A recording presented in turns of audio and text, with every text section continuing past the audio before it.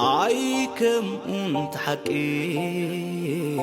ናዓይ በደለኛ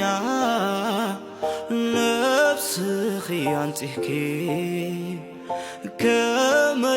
ከመይኺ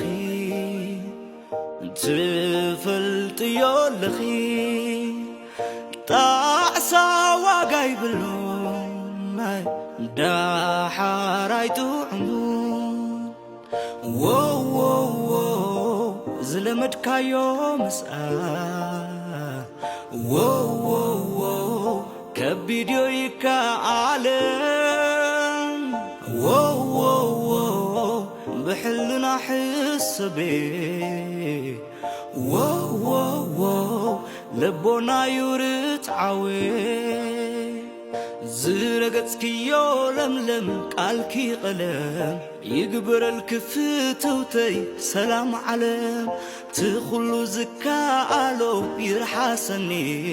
ንቦታ ክትትክእ ይርሓወኒ